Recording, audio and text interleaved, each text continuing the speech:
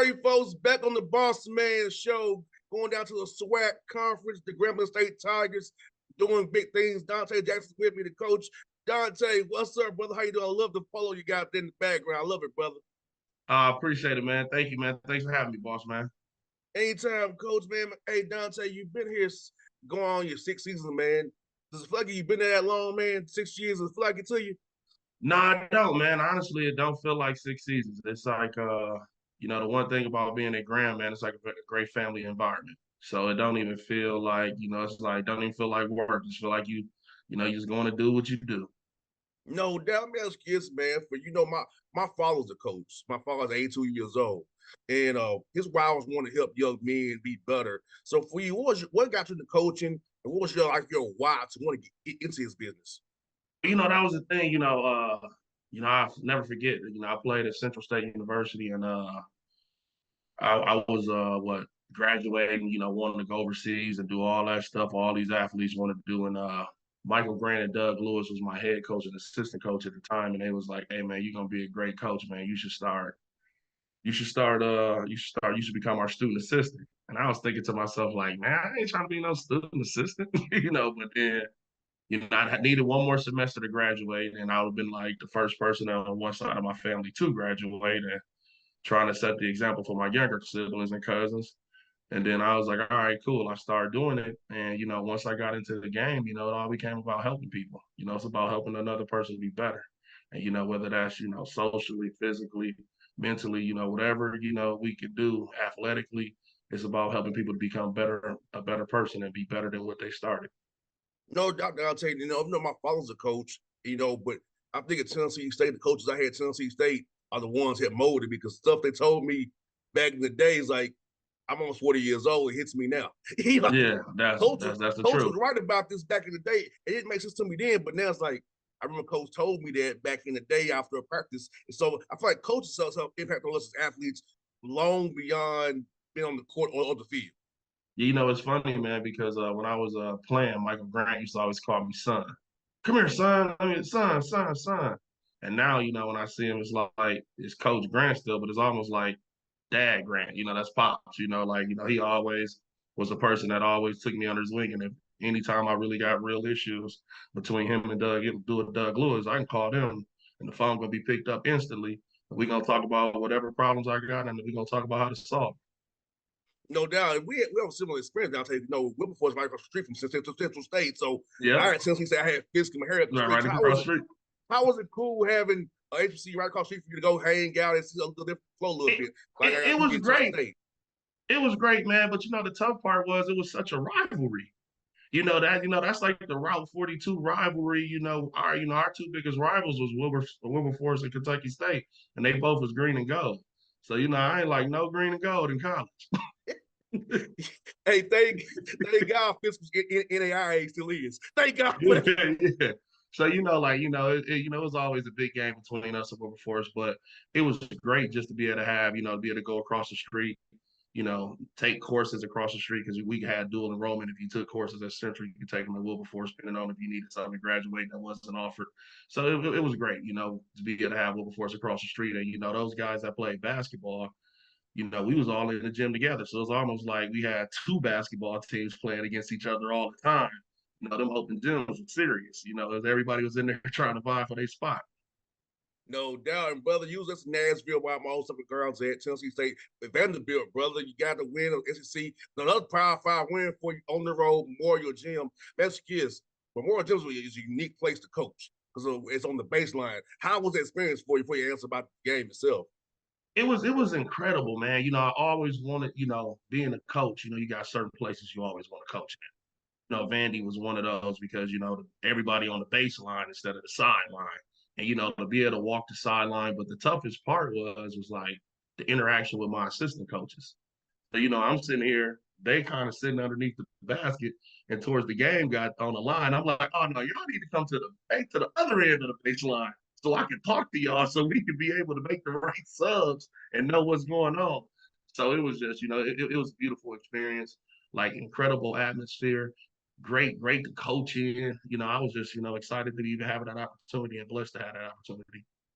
No doubt. And seeing your guys, you already got one Power Five win previously over Colorado out of Pac-12 and going to Vanderbilt, and you haven't got Ross with older young men who know how to play.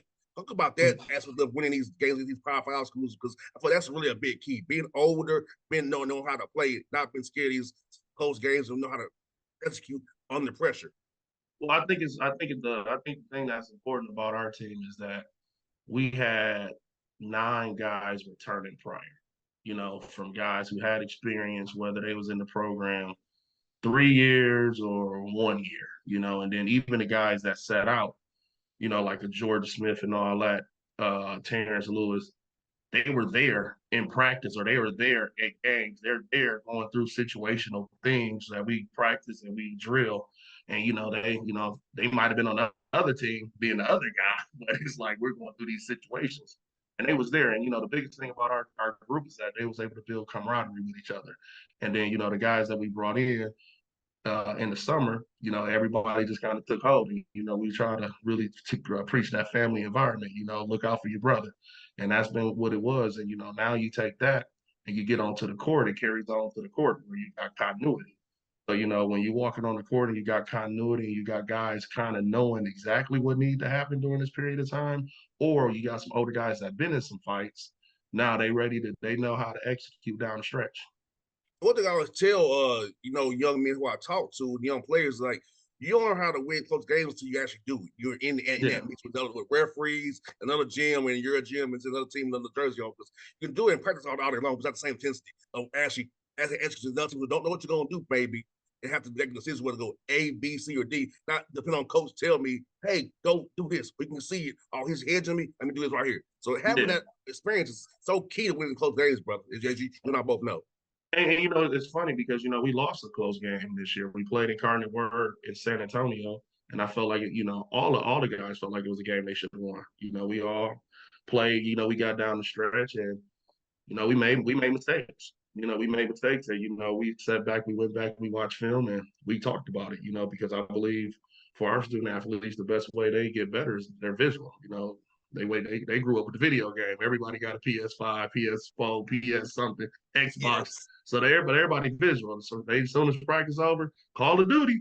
It's like they're ready to you get to shooting some stuff up. So it's like, all right, cool. Let's go. Let's be visual learners. Let's take it. Let's go to the lab and let's talk about it. And we talked about how we lost that game, and then we talked about there's going to be some games that's going to be close, things that we need to do to execute. And we executed against Vandy, which was great.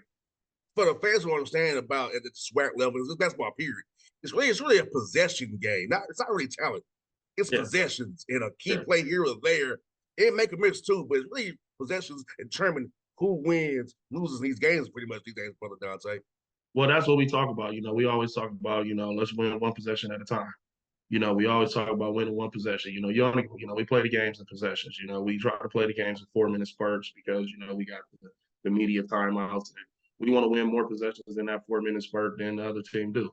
So that's our goal, night in, night out, take care of that ball, make sure we get a shot up and defend it. And then make sure, we stop a shot and get a rebound. So that's our goal every day. No doubt. For those who don't understand about SWAC basketball down there, talk about how the quality of it is. Because you all play some great ball down there. And this year, seeing you all get wins against Power Fives and the other big major teams, seeing what you all do. I feel like people that look at y'all, SWAC MEAC is just whatever. Now, it's really good basketball. And I feel like y'all deserve more respect because it's you all some damn good coaches, damn good players down in that conference, brother. Well, I think, the toughest part about us is that, we play so many buy games. We fundraise for our institution. You go play these guys on the road, and, the part of basketball nobody wants to talk about is the humanistic element of basketball. So when the officials out there receiving a $3,500 check from a Pac-12 school and you on the road, do you think you're getting a call? Of course not. Like, do you think you're getting the call? And that's the tough part about it. Now we play most of these mid majors or, low to mid majors anywhere on a neutral site, we're going to win. I believe our coaching is superior. I mean, you look at our conference from guys like Johnny Jones, Sean Woods, Byron. I mean, like Byron Smith, I mean, like guys can really coach. I mean, they go out and it's like every year they're winning non-conference games. So it's just like, I think our league is an incredible league. I think our league is full with great coaches. And night in, night out, you got to come to play in the SWAC. Like I tell our guys, like, it ain't a day off. You can look at that record if you want to, but that record don't tell the truth. Like that team, Yes. like that record don't tell the truth. Like that team can play. It's three or four of those guys that you're gonna have to come in and prepare for. And if you don't bring your A game, we're gonna lose. No doubt. I tell people that all the time, Dante, it's like, look, you look at the SWAC and the MEX records in November, December, that's because they have to, like you said, fundraise, buy games. It's more to it than just that. And that's why I get mad when certain guys in the SWAC get fired because having losses because you're the fundraise. Like I can't say no names, but certain you know how it is in SWAC. Some guys get fired because of the record, not really thinking. Mm-hmm. We had it for fundraise. What do we do? You know what I'm Yeah. saying? It's And the crazy. tough part of it is like, what people fail to realize is just keeping your team together and keeping morale high. Like when you go out and you play games that, realistically you don't have a chance of winning, it's tough. You got to go out there, you got to compete at a high level. And you lose those games and you lose those games consecutively, your guys, they get down. You know what I mean? It's just like anybody in life, like if you it takes the right person with the right type of mental toughness and mental fortitude to stay up and stay ready to compete at a high level. And sometimes when you get some guys who's their first time around or they ain't seen it, like I tell our kids, you're not getting a car. Like, don't even look at me. Don't say nothing. Keep your head focused on the next assignment because you're not getting a call. And it's funny because we get to the Vandy games, it's a little small snippet of that. We go about 4 or 5 possessions where they just shoot free throws, free throws, free throws, free throws, and we got to go play offense. And we get a 2 or 3 guys foul, no call. And one of our players look at me, George Smith, and say, he started laughing. He was like, man, coach, you said this. I can't believe it because he transferred in from a higher program. And you don't, it's not, you're not treated like that on the road. You're a higher program, or you're not, how can I say, you're not always the underdog because they're always coming to you. you're the person buying the games. And I said, that's the biggest difference when you come to us. We're getting bought and we got to go play with those officials. But I mean, it take, when you playing those games, man, it's just like you gotta stay the course. And if you can't stay the course, that's when you kind of lose your team. And a lot of people don't understand that part of it, because 13 games on the road, I mean, Yeah. like the season starts, and that's the tough part, a lot of people, like this didn't happen so much in the past where people kind of like, oh, well, the season don't really start to January. Nah, the season started in November. Yes. And Like those the and those season games started, count against my record in yeah, November. like the season started in November. Like those games do count, you know what I mean? And it's like a lot of times people like, oh, well, it's just SWAC count. No, man, everything count. And I just think we got to get out of the notion that only SWAC count. All these games are important. No doubt. And talk about this, you got Virginia Tech coming up here. Another powerful out of ACC school that comes out of Atlanta to play Georgia Tech all the time. Talk about that matchup with some of them guys on the film. A tough team in Blacksburg up there, man.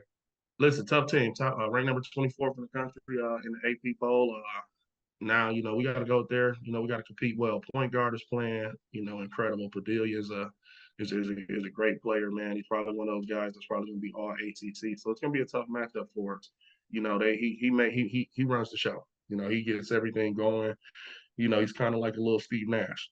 He's just making play after play. So, we got to do a good job of containing him and rebounding the ball. Like I tell our guys all the time, if we rebound the ball and we limit guys to one possession, we got a chance to play. No doubt. And Dante, how has the portal helped you, man, recruiting down to Grambling? I know you down there, but near Rust and all that. We'll take down the street from you guys. About how has that helped you with portal and seeing the swag get more shine now, seeing what you got to do with Johnny Jones doing all those years, going to the tournament, winning the play-in game, the tournament, doing that. So how has it really helped you all in this portal, man, and finding talent? Because there's so much out there for you guys to get if it's the right fit. Well, I think, the portal is great. I think you just got to make sure you find fit. Fit is everything. Trying to find the right person that fits is everything. Now for us, when you look at our roster, we almost got, I want to say 8 of our guys transferred in on this team from higher level conferences, you may say. We got a kid transferred from St. Louis, DePaul, Texas A&M. We got Iowa State. Coastal Carolina, Hofstra, Boise State, like, the list go on. So, I mean, the portal just gives you access to some, I guess, immediate talent. Guys can come in and play immediately instead of having to sit that year. So now, you putting guys on the court that all can kind of just buy in together. No doubt. Talk about your buddy Talbot Hester. That's a good friend of mine. Talbot's a good buddy of mine. Talk about seeing him get a head coach job down and losing 10 down the road for you, down for the road for you. And how's it cool to see you, both of you guys in the business doing great things right now? Man, it's just incredible, man, to see Talbot, man. I didn't know Talbot when I first got here, but when he came to La Tech, man, it's like we connected, man, just connected, became really, really good friends. Talk off the court is cool because our wives hang out and everything together. So, it's just bigger than basketball with Coach Hester, man. It's just great to see him doing great things over at La Tech. Like we even, this summer, man, we came in and we sat down, brought both our staffs together. We talked basketball, and we try to get together and talk basketball. And I just think that's just good for the growth of each of us. Because like he had a lot of different high level experiences, and I had a lot of different head coaching experiences. So I told him whenever you need to lean on me, help me, and whenever I need some help from you, I need the help. So it's just been great, to have that relationship down here. That's one for you, Donte. This is one question for you, brother. Food question. What's your top food spots in the Grambling area, man? If we come down there and cover some games, we wish we stop and get some meat at, brother. Man, I'm gonna tell you like this, man. I really like Ponchatoula's in Dayton. I like Ponchatoula's in Ruston. I really like Ponchatoula's, and I like Nana's. Nana's for the soul food, Ponchatoula's for a little bit of that seafood. Man, that's right on point, my brother. I like that idea, man, because like I said, we love cover games, man. Come down through that support guys, come on the show, man. So we're gonna come down there and support you and Talbot, man. So we gotta see you real soon, brother. Like I said, I love the polo, man. I love the G, man. It's looking nice on you, brother. Yeah, thank you, my brother. Thank you. Folks, that's the Bossman Show. Grambling State Tigers head coach out of the swag.